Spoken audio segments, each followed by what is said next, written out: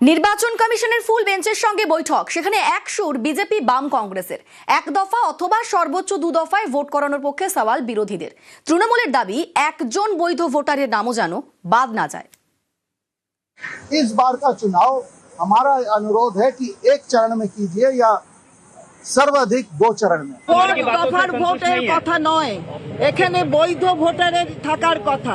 কত দফা যারা ওদের নাচাচ্ছে বলছে তাদের সুতোয় নেচে ওরা কত দফায় দেবে সেটা ওরা জানে। আমরা বৈধ ভোটারকে চাই।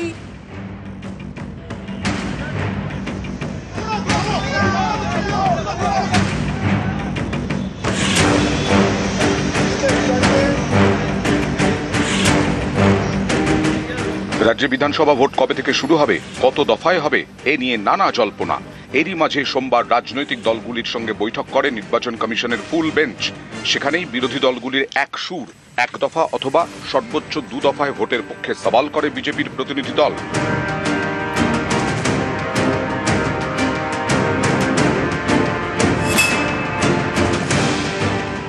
इस बार का चुनाव हमारा अनुरोध है कि एक चरण में कीजिए या सर्वाधिक दो चरण में।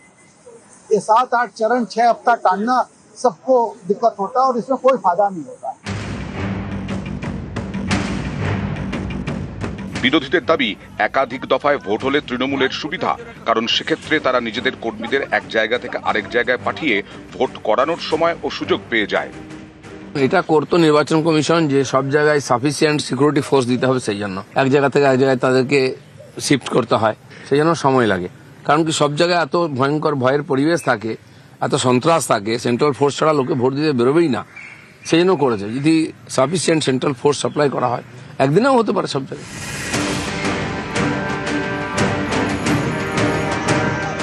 এদিন সিপিআইএম এবং কংগ্রেসের প্রতিনিধি দলের সঙ্গেও বৈঠক করে কমিশনের ফুল বেঞ্চ। দুদলই চায় সর্বোচ্চ দু দফায় ভোট হোক।